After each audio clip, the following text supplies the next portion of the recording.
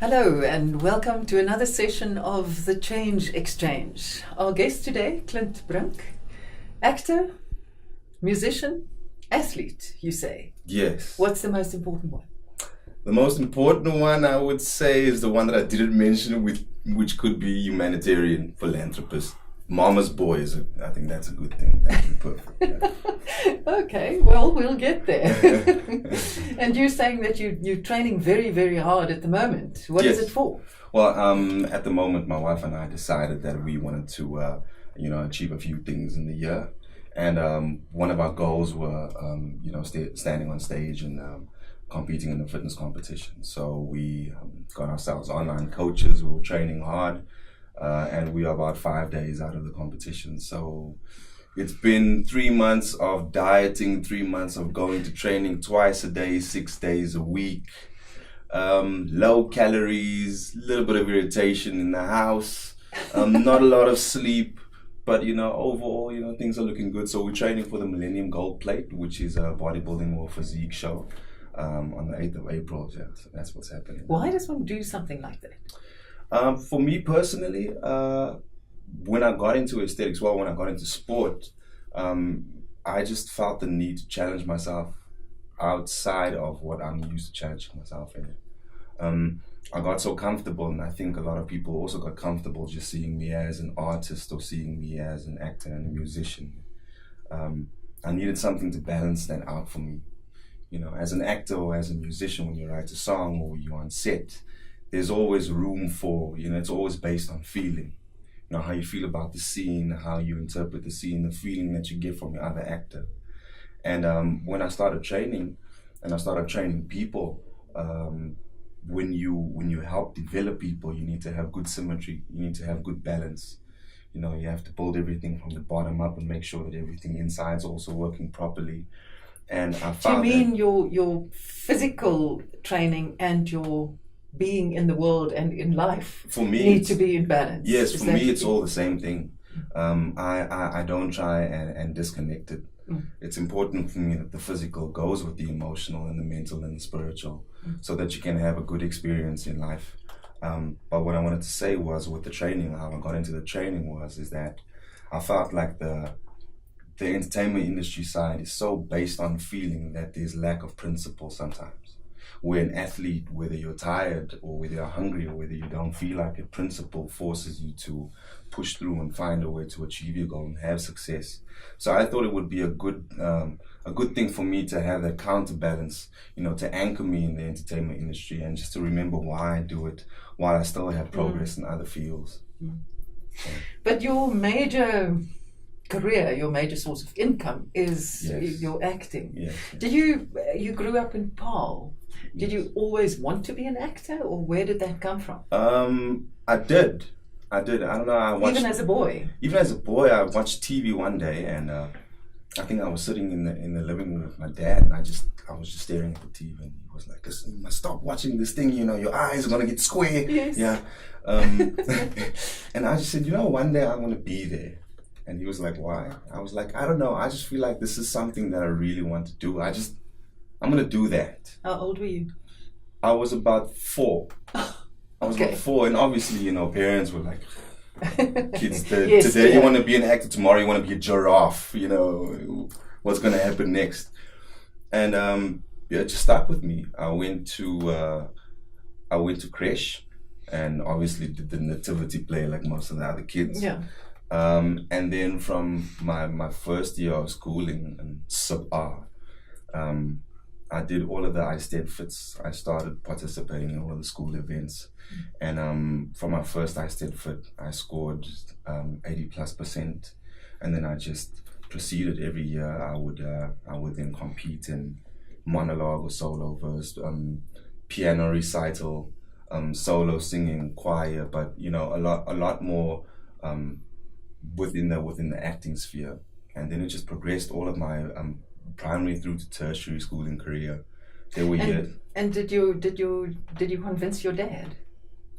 I think by the time he left school, was he thoroughly convinced? No, he wasn't thoroughly convinced. I don't think my dad was thoroughly convinced about me as a boy then, because I was very quiet. Primary school, I was built like an athlete, but I was the kid in the sideline reading books while everyone else were, they were playing sports. And I only later got into it, But yeah, I remember my dad, I think just when I finished at City Varsity, and I was sitting at home for about a month, and he was like, you got your degree now, what's going to happen? You need to find work. I'm like, yeah, but they educated us, but didn't tell us how to find work. I don't know how to find work in the industry, or how do you go about it? It's like, well, you've been at home for a month. You have another week. If you don't get your act together, you're going to do insurance with me. I was like, ik ga nooit assurantie met mijn pa doen. Daar gaan die werk van mij. Nee. So what did you do in that week? That same day, I remember I was sitting in the living room and I just opened a newspaper. I was like, maybe this is a good start. And I opened the newspaper and I saw an article saying that there was an audition for a movie called Gangs and Dances that was directed by James Ryan. So I took the train on a Saturday morning and I went through to the audition room. Was that your first serious audition? That was my first serious audition. This is now after high school and everything and accolades and whatever. Now it's really the bottom line. Can I earn money? Ja, dis nog groot mens voor. Dis nog aan uittoets in die wêreld of historie nou regtig werk. Yeah. So were you nervous? Can you remember that audition? Yeah, definitely. I was sitting on the train and I was just telling myself the whole time, I've been on stages before but you always doubt yourself. You never know. Acting is a in the moment thing. You can rehearse it to death, but it's your environment and what you're feeling at that point in time, and what you're being fed by your by your environment and co-actors that kind of like motivate how you feel and what comes out of you. So I was just sitting on the train and I was just thinking to myself, please, let me just, God, Jesus, let me just do this thing right and not work for my dad. That was the bottom line. I just didn't want to work for my dad. So got to the audition room. It was a room full of models and people, and Cape Town's very like eccentric, and I was like, okay. As soon as I sat down, the lady's like, you new? I was like, yes. She's like, do you have a form? I'm like, no. She's like, okay, I'll collect the form. I get the form, I check everything out. Before I could start filling it in, she said, everyone who does not have representation, like if you don't have an agent, you must leave now because we only work by through booking. Agents. Oh yes. Dear. So I was like, I can't take the train to Paarl now. Yeah. And go back and face my dad. And it's like I have 2 days left before it's insurance time for me. So I spoke to the guy next to me, and he was pretty chilled, and asked him about his acting career and what he would like to do. And as he turned away and he was talking to some of his other model friends, I checked on his information page. It just said there, Janet Duplessis, his agent. So I just wrote down Janet Duplessis and the number. And I waited. She's like, okay, you can come through now. And I went through and I did the audition. And while I did the audition, James Ryan just stopped me. He was like, where are you from? I'm like, no, I just graduated from City Varsity. I'm from Paarl. And she's like, okay, do you have an agent? I said, yeah, Janet Duplessis. He goes, Janet. He takes out his phone and starts calling Janet in the audition room with all the other actors there. So Janet picks up and is like, Janet, I just want to tell you that I think this boy is brilliant. I love him. I want him for my movie. Where did you hide this guy? She's like, who is just hand him over the phone? Please just give him the phone. Needless to say, she had some choice words, and she was not too happy that obviously I used her name to get by. Well, she was getting commission with no effort on her part. She was just like, look, you come see me tomorrow. Yes. I need to see you. Yeah. I went in and I saw her. She was like, it's a very ballsy thing that you did. It's very brave, but we need to know now if you can actually back up your, this big mouth of yours by doing stuff like this. I was like, okay. Then she said that there was an audition for a really big TV show that closed for about a week already, but they're still looking for a few characters. Would I be interested in going the next day? I was like, sure. And that was my audition for Backstage. Anything if I don't have to sell insurance. Hey, it's that or insurance for me. So I was like, I'll go to work for drama now or whatever. It's fine. So and so you got that. That was Backstage. That was how I got my audition for Backstage. And how did that change your life? Because now suddenly you were in the public eye, you had an income. It must have made a huge difference. It changed my life on so many levels that I'm able to sit and have this interview here with you today. and it happened 18 years ago. When I started working at Backstage, I was 18 and I turned 19 on set, so I was pretty young still. It changed my life to the point where literally I feel so blessed that I have virtually every demographic in the country know me from either one or other TV show, and that have fallen in love with the character that I was able to portray. It's been that kind of public exposure and the link that one builds with one's audience. Yes. You couldn't have seen that coming. No. How did you experience that? Because the flip side is a total loss of privacy, anonymity, all of that. Well, there were moments of that, obviously. I think everyone who's kind of like well known in the country, and especially I think more in the acting sphere than anything else, because I find like a lot of actors are recluse. You know, they're people who like to keep to themselves, and you know, your art is a very sensitive and private thing, and people misassociate or they disassociate your character from who you are really. You know, that happens. But how do you handle it? For me, I love people. I come from a community. Ek is van die Paarl, ek is van 'n klein dorpie af. So we people. You know, I'm used to either helping people out in soup kitchens or doing this or being around people, you know, helping people in need or being served by people. So you didn't experience that as an infringement? No, for me, my mom just said, look here, you know, if God placed you in a position where you're able to touch a lot of people's lives, it's important for you to understand the responsibility of who you are. And I was just like, yeah, I have a choice now. At a young age, I needed to decide, am I going to be the guy that's really going to enjoy the fame and be like most of the young people who's never really had it and expose the entire country and everything that comes along with it and lose myself completely?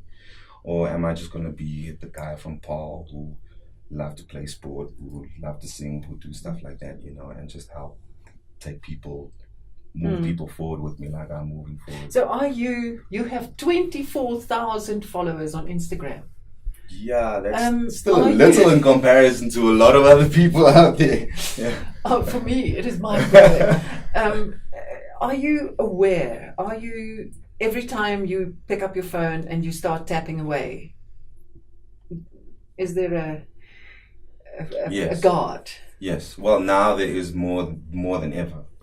I think the older I got as well, and the more I've been exposed to, and the types of people and the circles that I've been exposed to, I've realized that it's become even more imperative for me to be conscious about what I think and who I affiliate myself with and associate myself with, to just to ensure that I can give myself the best possible experience of my life. Because if I enjoy my life and I'm happy and I feel like I'm fulfilling my purpose in my life, it will directly translate and be able to do that for the next person as well. So yes, definitely when, depending on how I'm feeling or whatever I feel, might be a trigger point for me, I make sure that whatever I do say on social media, whether it's positive or whether it's something that I really want to address, that I make sure that the outcome is always progressive to the best of my ability. How do you see that role in South Africa at this point in time, not taking into account the politics of the moment, but the bigger picture? Yes. I feel it's important for I feel it's important for public figures to be more responsible. I feel that if you have made the decision to step up and want to be a national figure or to be someone great in life, you really need to accept the full responsibility that comes along with it, not the nice stuff, not only the good stuff and, you know, the perks, but really do the back end work. So what kind of role model do you want to be for young men in South Africa? I want to be a role model to let young men know that they can actually really overcome these circumstances, that even if you didn't have proper leadership or proper guidance, that it's not an excuse for you to not be your best, to not be the best version of yourself. I want young men to understand that it takes strength and it takes courage to do the right thing and not to fall prey to what the norm wants you to be and what society depicts of you, you know. And it's your choice. And it's your choice. And also with a lot of the social pressures that are happening, you know, from my perspective, there's been such a big shift and just like gender equality, and also just like gender perception, that the male, like even just being testosterone driven, has been something that's been made ugly for the last couple of years because of all of the violence, and because of all of the domestic abuse, and because of, you know, all of the fathers neglecting their children, their families, you know, because of the prisons that are so full, because of all of the crime that happened. You know, we're so aware that all of these things and all of these atrocious things are associated with the traditional male men, you know. Yes. That it's so heartbreaking for me that there's been a big segregation between men and women. You know, there's been definite movements now, and things coming out to actually show that, you know, we need to now, there's women empowerment. And then, you know, for me that's already a problem. I feel like the only way for us to grow together is to get to the point where we can learn from each other and really understand each other's strengths and weaknesses. And I feel a lot of the good things, the positive qualities that do come along with being male, is also the thing that can be your downfall if you're not properly educated. If you don't know who you are well, and if you didn't have a proper example of what it's like to be a man that is in service of a woman, so she can be her best, so she can help you to be your best. And that's the role model you want to be. I feel that that's something that I would, through the little that I have, I would like to do the best that I can with that opportunity. Yes. Tell me something about your musicianship. Where did that start, and where's it going? Well, you said that you also, piano was also part of the I Stayed Fit picture. Yes. When you were very little. Yes. Well, I play 3 instruments. Piano is my main instrument, and it started with the acting thing from day one for me. I think music is something that's even a little bit more private to me than my acting process. I really love it. It's been a part of who I am for such a long time. I toured Europe for 3 months when I was in high school with the choir. I remember there was a time where I was part of a boys ensemble in our high school, and we toured South Africa, and they had a competition, the Fresca competition, right? And we came second, which was a big deal for our high school, you know, because these are guys from Paarl, and no one knows Paarl. It's a small place, you know, and you're up against St. John's and you know, St. this and St. that. And then we came second, and everyone, they were rooting for us to be like we were the crowd favorites. So that was a great thing for me, and from there on, I just decided, okay, I'm going to invest a little bit more. When I finished high school, when I worked at Backstage, that's actually when I got my first opportunity to start growing musically a little bit more. I never really had any mentors. I never had a mentor. Yes, I had acting lectures and stuff like that, but I've never really, up until now in my life, I still haven't had anyone invest in me and look at me and say, I think you have talent. I think that you can be this and this, and I will help you get there. It's always been a struggle for me. It's always been something that I've had to fight my way through, or work my way around obstacles, or really smash through walls to get a breakthrough for me to be the best version of myself. So when I got to Backstage, I met Musa Manzini, who was the musical director of the show, and he heard me play and sing piano. He heard me play piano and sing Backstage one day, and he was like, listen, just come to the studio. And I sat with him, and you know, next thing you know, some of the songs that you hear on the show is stuff that I wrote and produced with him. I ended up being a music student then on the show. And that's how I think nationally also the exposure started of me being a musician. What difference does it make having someone like that in your life? Having a mentor or Yes. having a coach. Oprah's got 4 coaches. For me, it's simply put, any athlete you can find. Muhammad Ali was a boxer like many other boxers. What made it better is his coach found out how to tap into his potential and found out who he is to maximize his ability. Michael Jordan also, great player. He had great coaches. And for me, I think we should, either your parents or your community, you need to have some form of coach in your life that can show you what success is like. I mean, growing up in Paarl for me that time, it was going to high school, walking to high school and back was scary for me because I could have lost my life. I could have been stabbed on my way. Rough neighbourhood. Yeah, it was pretty hard, So making it through high school on that level was a good thing. But I mean, growing up in an environment where you're so scared to be yourself or scared to look different, because I was also the light-skinned guy at school, So I was like a target. Guys were like, the white guy, let's go for the white guy. But yeah, I think those were the things that also taught me mental toughness, you know, and I learned how to assess different types of people and different types of situations and scenarios. And plans and dreams professionally? Plans, dreams professionally. You know, I've had a couple of auditions now for international movies that seem to be going pretty well. You've just done the Ellen Pakkies movie. I did. How did you experience that? Because that story has become such a, I don't know what, a motif almost for the country. Yeah, it's, you know, it's And let me just say, in case you don't know, it's a true story of a mother who in the end murdered her own son because he was addicted to tik. Yes. And it's, I mean, of course, it's gut-wrenching. Yes. You play the advocate. I play the advocate, yes. Yeah. Advocate Adrian Samuels, who represented her in court. Yes. And how was that experience for you? What I must tell you firstly is Darren and everyone on the production team for the film, you know, the script was written so beautifully that you really feel for everyone. You really have empathy, and you understand and you feel the weight of the situation that forced people to become, you know, either really just the worst versions of it. So it is really a kind of Shakespearean tragedy. Yes, you know, from a film perspective, if you look at it that way, that's what it is, you know. But the story is so beautifully written that it really serves the characters, and you know, you feel for them. For me personally, growing up in Cape Town, and obviously, you know, some of my friends going through stuff like this, through what happened. Yeah, you could identify with the people of that community. Definitely. You know, the drugs ruin families. They wreck people, like, horribly. Mothers who are scared to be mothers for their own children, to their own children. And they can't mother them, they can't look after them, they can't do anything for them.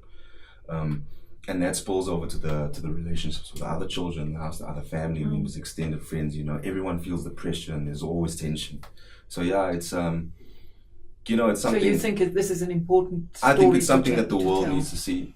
I don't necessarily think it's always our right to say what's right and what's wrong. I think sometimes things need to be left to the human psyche, and people need to think further and develop an introspection, and then find out what resonates with you.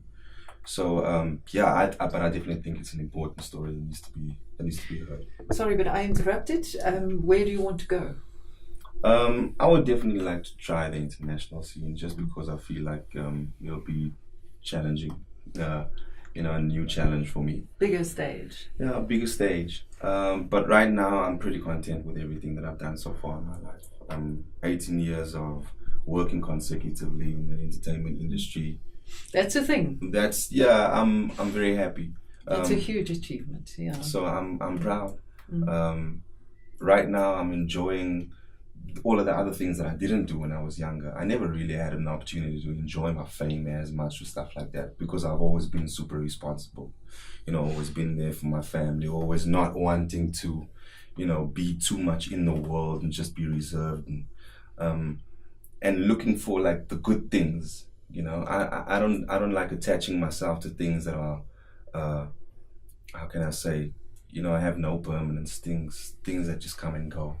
So I like connecting with people, really. I like finding things of value and either learning from it or contributing to it. Now, being married and being in that space and sharing my life with someone in this mindset, in that sphere, for me, is something completely mind-blowing. I love every second of it. So, when did you get married? It's recent. Yeah, only recent. A few months. I got married. Ex-Miss Namibia. Yes. Steffi? Yes. What was her surname? Van Wyk. Van Wyk. Yeah. Where did you meet? How did you know that this was the right one? Well, actually, on Instagram. Okay. Unashamedly so. We have a mutual friend, and I saw some of the pictures, some of her posts with this friend. I was like, oh, okay. Gorgeous. Let me just see, you know. I checked out her profile. I saw that she was into fitness, and you know, I saw that she was a hurdler. I was like, okay, that's great. Someone who you know, has a good, strong mindset, and definitely I know people who are athletic, are like, you know, serious about stuff. And then I read the rest of her post, and I found that she's also someone that that looks for enlightenment. She's also someone that likes to inspire people through who she is and what she does, and shares a lot of her feelings and her opinions. And so how did you reach out? I just decided like some of her pictures and then scroll down and like some more pictures, and then I would see a like back. I was like, okay. Then one day I just decided, I'll just send her like a DM, like a private message. And then I just she actually showed me the picture. Our first conversation, she showed it to me the other day. And I took one of the pictures from her profile, and I just thought she was stunning. So I sent it to her and I just said, I just want to say I think you're absolutely gorgeous. Hi. Firstly. Secondly, look, if you ever want to chat or whatever, here's my number. I would really like to get to know you. And when we met finally... Did she phone? We started chatting immediately. She was like, yeah, okay, that would be nice. Yeah, I checked out your profile as well, and I see you do this and this and that and that. And then, we exchanged numbers. We started talking, and we spoke about for 2.5 weeks before we met face to face. Met face to face, yeah. And what was that like?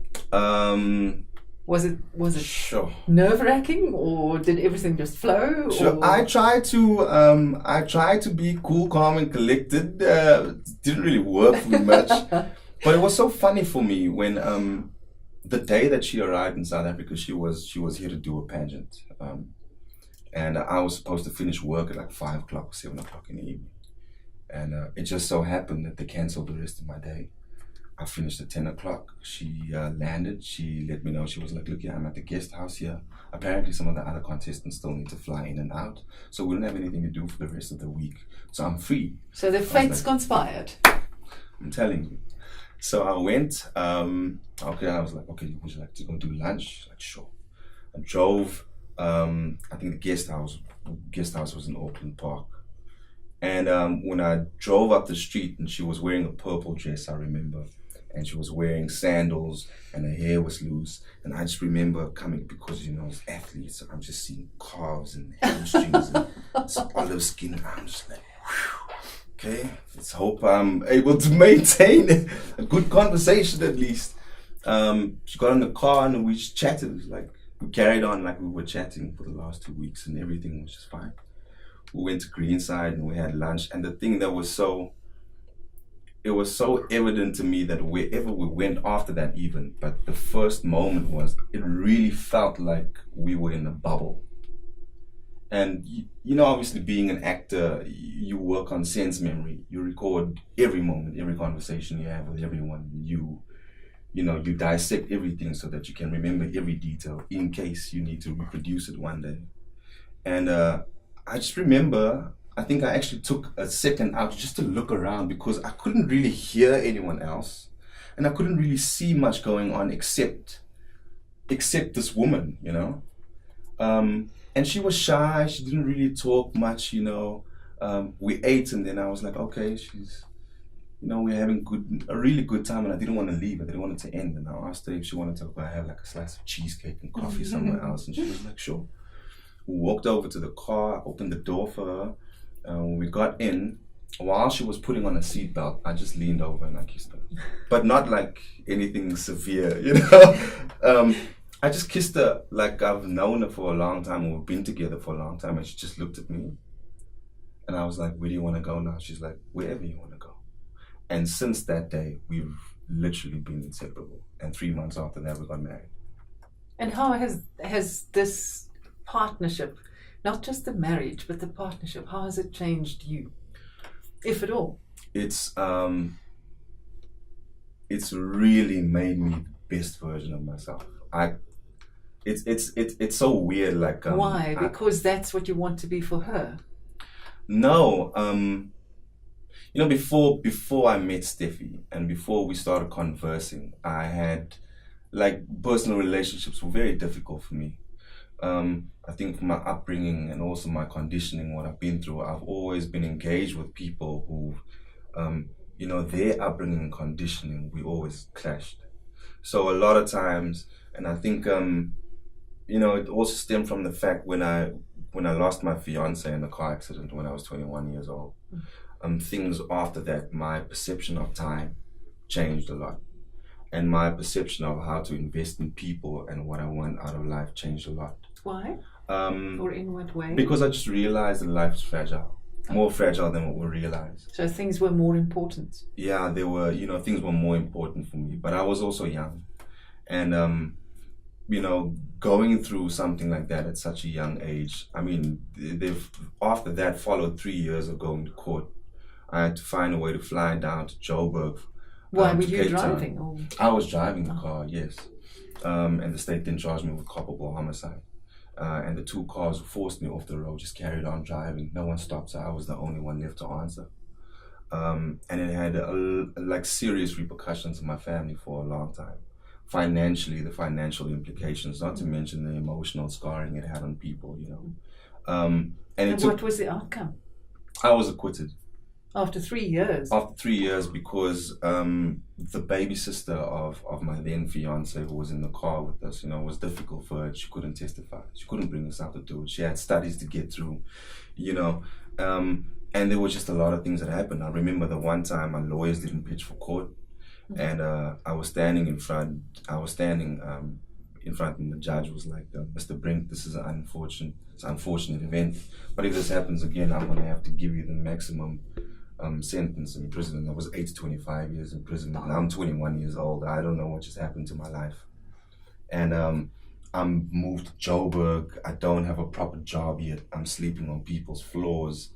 I'm dealing with the fact that the loss that I just went through and having to rebuild my life all on my own in a city that I don't know, in an industry that I'm fairly new to, with no family and no support. I really had to find strength and cultivate, a good sense of self. And I think if I didn't go through that at such a young age, I wouldn't know now who I am and what's important to me now. And I feel like the years that followed after that and the relationships that followed after that were not good for me, because probably I wasn't ready, and I didn't know that yet. And I just feel like my wife is such a blessing to me now, because I remember there were so many days where, I either try to just like drown my life in alcohol because I was hurting and I couldn't find a way to deal with things, and I just needed to find a way to cope,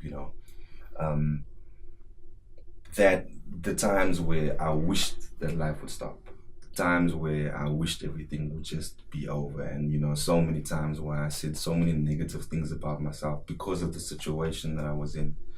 Sure, but then you've changed 180 degrees. Majorly. That was before Steffi. I mean, by the time you met her, you were ready. Yes. So what made that change? Did you just gradually regain your balance? It took me a couple of years after that just to find out, what it is I want, and to look at the situation and be okay with the fact, because I'm also, people who know me, I'm very tenacious. I don't like losing.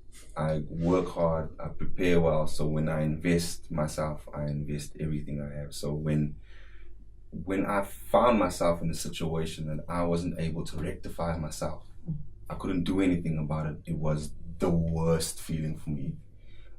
Nothing anyone could say was beyond your control. It was beyond my control, and it shook me to my core. And I remember I just walked out of my flat in Tamboerskloof in Cape Town still, and by that time I was finished. I had no hope. I've seen pastors, I went to talk to therapists, my heart was completely shattered. I still had to work at the same one has to pay the bills. Yeah, but I was still working at the same show where my ex-fiancée was working at. She was a character on the show as well. And I had to still see her wardrobe there and her clothes there and go back home, and I had to pack all of her clothes in boxes and send her to her family myself. That I got into the car one day and I was just done. I was just like, whatever needs to happen today. And I drank half a bottle of Jack Daniels and I put it down next to me on the seat like this, and I start the car, and I was like, whatever happens must happen. If God was able to take me out of that car accident and have everyone else go, then whatever needs to happen in this incident now will happen. And I remember just as I started my car, I got a beep on my phone, and it was a message from my baby sister. And she sent me a message. She's like, I have no idea. I won't be able to understand how you're feeling. I cannot imagine what you must be going through. All I know is that if you can't make it through this, none of us will. And I need you. And Sure. Immediately after that, I stopped drinking for like a year and a half. That was the day I decided that, I've always been someone that's been driven by challenges. And I said, well, this is going to be the biggest challenge of your life. What are you going to do now? And I just took it a day at a time. I just took it the next day and, the next moment. And then, things got better. And then, I grew. I started seeing things around me, and I started seeing how people around me also, kept me in a space to make me feel bad about myself. And that was also another thing that I had to overcome. So there were some relationships that you needed to break off. Yes. And it's huge changes. It was also a big shift of identity, if I have to look at it that way, because I was associated to that person. I was also associated to that show. And people had a perception, even my family had a perception of who I was. And I think I was presented an opportunity to now reshape who I was and who I wanted to be. And for me to do that, I needed to overcome this, and I did. So did you also walk away from the show, find a different job? What happened then was like Backstage had a big fallout with ETV. The producers of Backstage, then they had a big legal dispute. They went to court, the show ended, and then I was asked, while Backstage is going to end, why don't you come over to Joburg and join Generations? I was like, it's a perfect excuse for me to get out of Cape Town. It's a perfect opportunity for me to redefine myself and, rediscover myself and just like be away from this. And then I moved up to Joburg, 2002. And from then on, things just changed a lot. So on a lighter note, Yes. You've now lived in the Western Cape, in Yes. Cape Town, in beautiful Tamboerskloof. Yeah. You've been in Johannesburg for 15 years. Pros, cons? Pros, cons, I love Joburg. I think The weather is the first plus. Yeah, Joburg weather, Cape Town, I'm sorry guys. Joburg weather is pretty decent. I like it.